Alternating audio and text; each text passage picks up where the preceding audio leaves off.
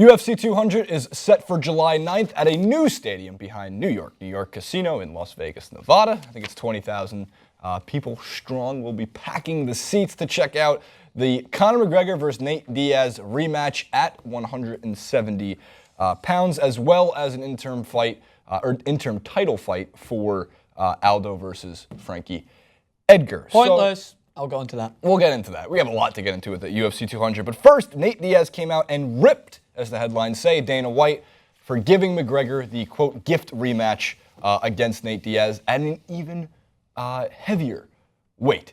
Here's what Nate Diaz had to say. His two quotes. "Since that last fight, have you heard any praise for me from Dana or the UFC? None at all. How much praise has that motherfucker got? I've never lost a fight and not wanted to fight the guy 10 minutes later. The UFC is pumping him up again, saying he wants to redeem himself and giving him all this credit for it. It's like, dude, I've been obsessed with every fight I've ever lost. This is a gift for him to get it right away." There's another part of this quote. I'm not sure if it is for Nate Diaz also. "They think it was an accident. Now they're saying, let's get Nate back in there and take him out before he gets any bigger. I don't think so. I've fought everyone in the UFC, and they better give me some motherfucking compliments if I win this fight."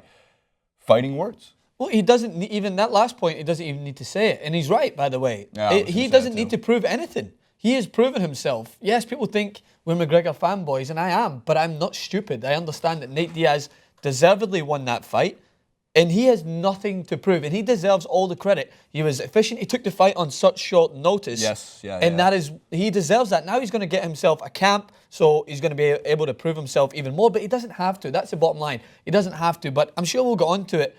It's Dana White's dream, of course, because he values McGregor, obviously, over so many more athletes than that. But again, this does show bias. It is It is the ultimate fighting Conor McGregor championship. That's what it is. The UFCM. Because it's why this is a direct, I would say, opposite of what happened with Aldo McGregor, and even an emphatic win for Conor McGregor. But it could easily have been seen as an accident because it was so short and so sweet.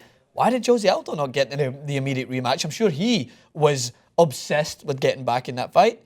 And it may surprise people that I'm not just so excited about seeing McGregor. I am, but I understand that there's something that's not right here. It's one rule for the one and one rule for the other. But again, who's going to argue against that? Because how is the sport continuing to thrive? Money.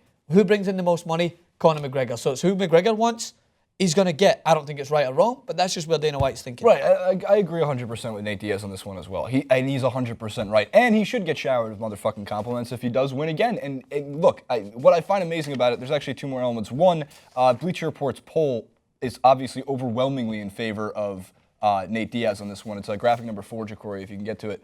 And it was asked, did Conor McGregor deserve the immediate rematch? I'm sorry, has McGregor been handed a rematch too quickly? 85.1% said yes. I think there was over 20,000 votes for this. Yeah. And obviously. And the 14.9%, I don't know really where they're standing by it in terms of, yeah, it should be Conor McGregor, unless Dana White created 5,000 Bleacher Report accounts and just clicked no. In addition to that, there was a tweet that was put out by one of the MMA correspondents that I really liked because it just kind of puts a lot of this into context. By the way, shows how much power McGregor still has that he has convinced the UFC to do the fight at 170. The Diaz winner, the winner, Nate Diaz, wanted it at 155. So what I find even more ridiculous about this whole thing with Dana White is that it's so much Conor McGregor's UFC under Dana White's control that Nate Diaz wasn't even granted the winner, the guy who took down McGregor, wasn't even granted the weight class he wanted it at. Well, you got to think about it. If they go down to the weight class and Conor McGregor wins, do you think people are going to give him the credit of coming back in a successful rebuttal? No, because he's adjusted the terms, and that's what Nate Diaz even said himself. But he it's said not that adjusting in favor of McGregor. It's not adjusting in favor of McGregor to have a better chance at winning. He had a tough time dealing with the blows from Diaz at 155, 15 more pounds. But I think this favors Nate Diaz more than it favors McGregor. Right, that's what I'm saying. And that's what I think McGregor wants. That he doesn't want to favor himself. He doesn't want anything in his favor. He wants to come out and justify that he can win with the exact same terms. Because one thing that's overlooked here is, and that's what I think Diaz even admitted it himself. He wants to come in, and I think his exact quote is it's like a guy. If he wanted to adjust the terms, Nate Diaz said that it's like a guy who was going into a fight and saying, "Okay, but this time no takedowns." He's trying to alter it. So Nate Diaz understands that if McGregor wants to take this fight again, he wants to take it on exact same terms because he wants to go out and prove himself. But one thing that's overlooked again for Conor McGregor, because he's so cocky, and this is my defence for McGregor in this term, because it's more Dana White than it is McGregor.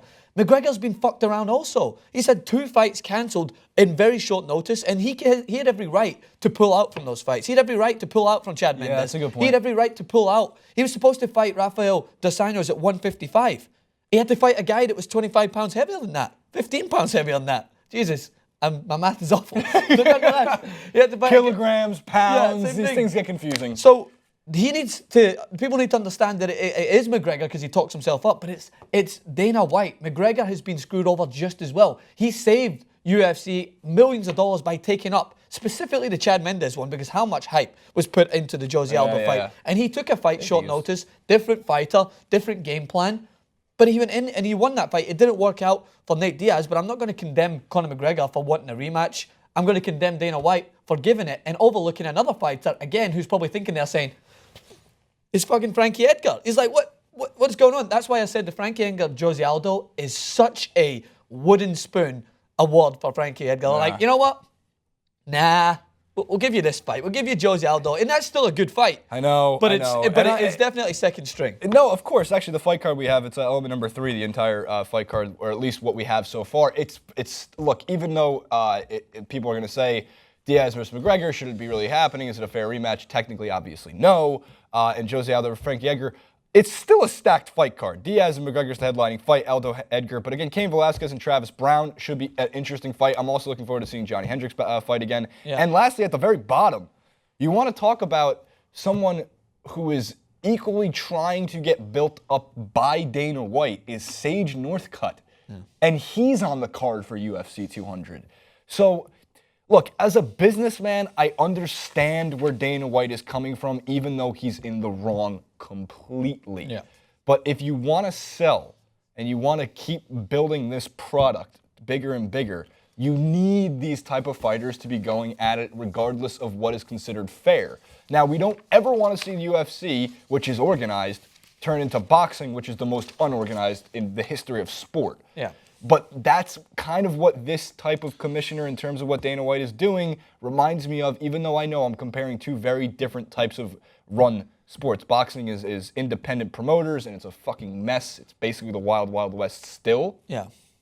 But Dana White taking these kind of routes into how they're setting up these fights is frustrating in what is considered fair to all fighters in the UFC. I don't think it's fair. I think you're right on there. And I think, as one of the writer on this said, it's a minefield of rematches. Listen to this. John Jones, Daniel Cormier 2, right? I think that is understood because there was complexities about the first one, whether or not it was actually legitimate. John Jones can't drive to the... I said he needs he needs permission from the fucking probation. Rockhold Weidman 2. Dominic Cruz versus Uriah Faber 3. Like, it's consistent rematches, and that for me speaks to the only truth that everyone really needs to understand when it comes to UFC, MMA, whatever, even Bellator, is that it's going to be what brings in the gate. Yes. That's what's going to push this sport ahead of boxing. That's what's pushing this sport into New York. You think it's got into New York because it's a good sport to watch? No, it's because it brings in a shit ton of money. That's why it's going to places like New York. So Dana White, as a businessman, he doesn't give a shit what we think. He's like, you know what? Who's going to get the money? And Nate Diaz has every right to voice his complaints. McGregor has every right, from a business standpoint, to want a rematch because he's the biggest earner for the company, so he has the right to demand. But in terms of fairness and what sports was granted on and what started on, it shouldn't be that way. It's almost like saying that Leicester City in football, they don't deserve next year's chance at being in the Champions League because it was a one-off, really, and they're not the biggest team. That's actually a good point. That's a very good point. And if it was ran that way, trust me, there would be uproar. So, UFC 200, like we said, what do you guys think in the comments section? We know. We enjoy Conor McGregor's personality, but the one thing I can say at this point is that after Nate Diaz and everything that's come out about it and everything he's done, I've taken a little bit of a turn to liking him just a little bit more, even though I was not a huge fan of him beforehand. I get it. You don't fuck with Stockton.